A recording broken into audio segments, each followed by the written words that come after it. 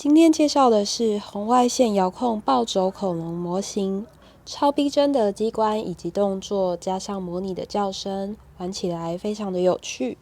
整体的包装它是用开窗式的设计，从正面的地方还有上方也都可以看到它整个的恐龙，它的颜色、造型以及大小。然后它旁边呢是它的这个红外线的遥控器。那它这边提到它是有这个6种恐龙的这个叫声，然后呢它是用红外线的一个操控。那它的侧边这边呢有介绍它的遥控器的按键，以及在后面的地方有它的一个功能的示意图，有这个可以发出 LED 的灯光，然后还有它的这个关节跟这个行走的部分，它是一个非常多的一个功能设计。那待会影片后面呢也会做详细的介绍。那再来呢，它的上方呢有做这个手把的设计，所以如果说想要送给喜欢恐龙玩具的小朋友，这一款也非常推荐给大家。里面的内容物呢有恐龙的模型，还有红外线的遥控器。那我们的这个模型呢，可以看到它做的是非常的仿真的一个设计，不管是它的这个牙齿，然后眼睛的这个部位，以及它整体的这个细致的纹路，都做得非常的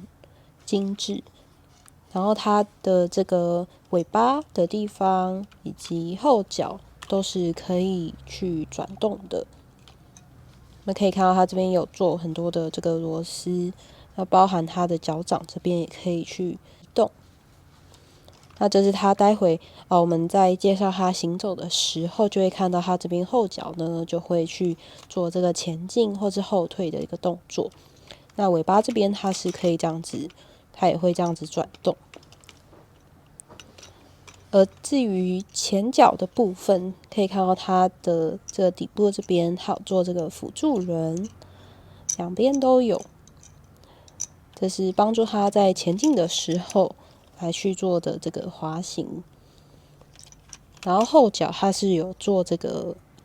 软垫去贴在这下面。那它整体呢都是用安全的塑料材质去制成，所以是不用担心有这个尖锐或者是毛刺的部分。我们这一款玩具是做的非常的安全的，包含尾巴这边也是都有做圆润打磨的这个设计，然后也是一个很仿真、非常帅气的一个恐龙的模型。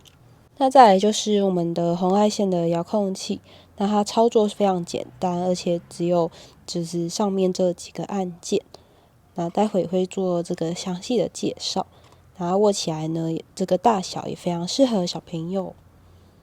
那首先呢，可以看到我们这边它的这个尾巴的部分，它除了会这样子的左右移动之外呢，它还可以把它拆卸下来，也就是在这个底部的地方，我们可以逆时钟的来去旋转它，像这样就可以把我们的这个恐龙的尾巴把它拆下来，然后组装回去的话，就是对准它的这个扣住的地方。装入的时候呢，我们要将它上下两边有这个凸出来的地方让它对齐。接着呢，再顺时钟的来去旋转，让它这样子卡住，不会掉下来，这样就装好了。所以这是除了可以让小朋友用这个遥控器来去操控之外，也可以去手动的认识这个整个恐龙它的这个尾巴这边的一个构造。接着我们来介绍它的电池的部分。首先恐龙的部分呢，它是在它的底部肚子的这个地方，然后我们先把这边的螺丝拆开。那这里打开之后呢，我们先不要将我们电池装上去，我们要先把这个黑色的这个电池仓呢取下来，那取下方式就是压住上面这边黑色这一块，往下把整个的这个黑色的部位去取下来。然后呢，可以看到它的正反两面都需要装入4号的电池，也就是需要装入4颗的电池。那电池要自行购买，请大家使用这种全新的碳芯电池，因为碱性电池呢，容易因为电压过高造成玩具的损坏。所以我们先把这边的电池装上去，那请记得也是要对齐它的正负极的部分。那装好之后呢，会看到它的两边这边其实是不太一样的，有这个银色的这个位置，我们要去对齐它里面的这个弹簧的地方，所以呢，它是需要朝下来去装入进去。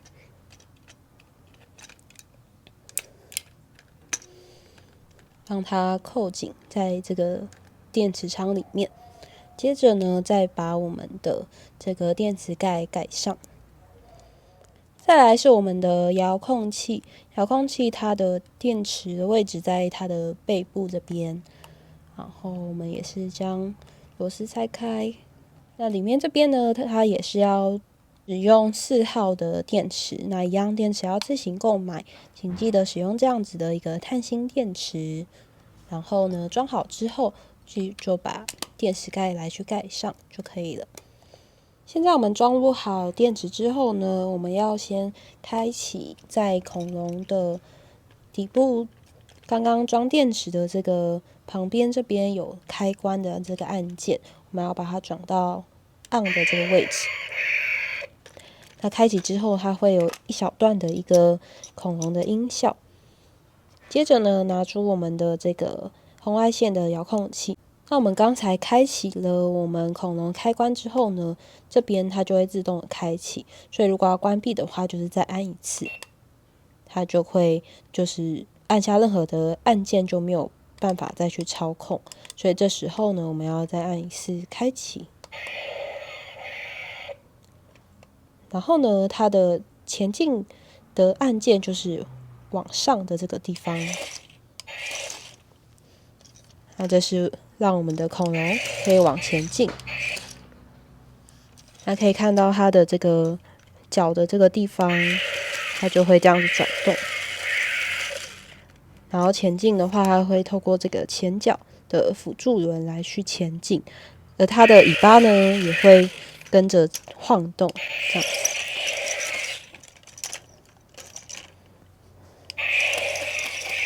那除了前进之外，它还有这个后退的按键。那后退呢，它还会有一点就是转弯。你先往前，然后让它往后。那其实看到它往这个左边这边来去转弯，所以它其实没有这个左右的按键，它是靠着往后走的时候，它会去旋转。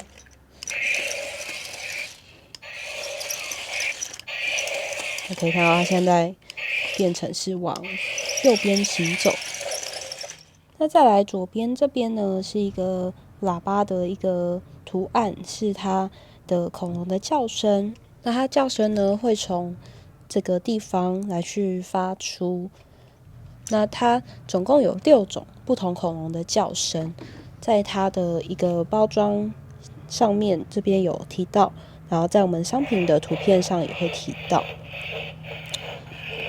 那它现在会发出这个叫声呢，是每隔我们没有做任何的动作的时候，它会自动的每隔几秒就会发出一小段的音效。那现在呢，我们来去按下这边的按键，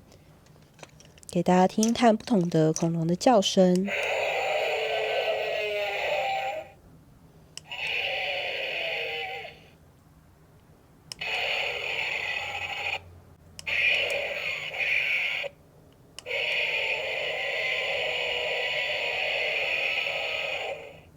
所以这是一个非常逼真，不只是它的整体的造型，然后也包括它的这个声光的这个效果。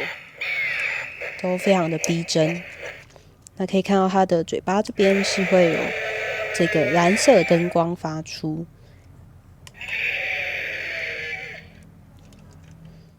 再来，它还有一个特色，就是右边这个按键是演示。演示呢，它会自动的去表演它的这个动作，包含前进、后退，然后还有转弯以及声音的部分。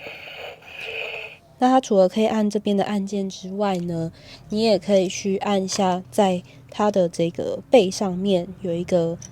看起来有点隐秘的一个按键，也就是在这边，其实去按下可以感觉到它是一个圆形的这个地方。然后前面黑色是它红外线的一个侦测的一个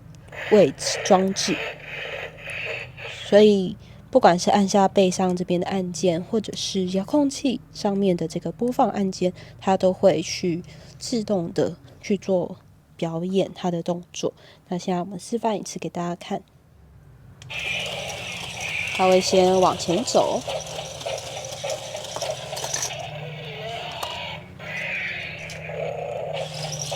然后现在会后退一小段路。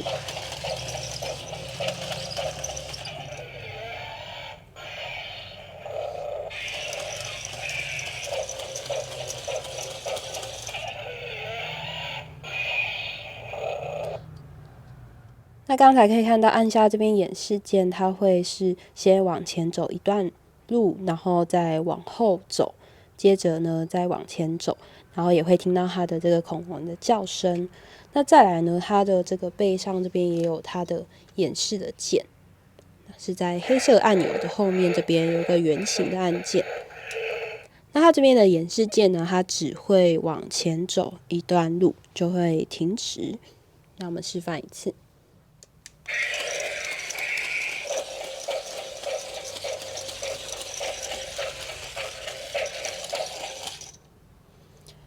可以看到它这样行走一段距离之后，它就会自动的停止。那这个演示的这个按键呢，是非常适合给一些比较幼儿的小朋友，然后来去看这样子的一个恐龙啊，它在行走的一个动作。那这个遥控器呢，因为它是一个红外线的操控，那请记得就是跟我们的这个恐龙的距离大约在3到4公尺左右，然后来去做操控。如果太远的话，它可能就没有办法感应得到。所以这是提醒大家在操控的时候要注意这个距离的部分。那假设在操控的时候呢，突然的这个恐龙它不会动了。我们可以有几个去检查的部分。第一个呢，可以看看是不是我们有按到这边的开关键，所以呢导致我们的按下任何按键都没有反应。那这时候我们可以再按一次这边的开关键，然后听到了这个叫声之后，然后去做这边的操控。那如果开启这边的开关键还是没有反应的话，那可以注意看看我们的遥控器是不是有对准我们的恐龙，或者是这个距离是不是有超出它可以侦测的范围。那再来呢，就是它可能是这个电池没电了，因为遥控的玩具呢，它非常的耗电，所以呢，请记得就是如果电池它不是全新的，就很有可能很快就会没有电，而导致这边的操控就会没有反应。那以上呢，就是大家在操控的时候可能会遇到的这个问题。小孩也可以轻松操控的红外线遥控恐龙模型，一起来体验看看吧。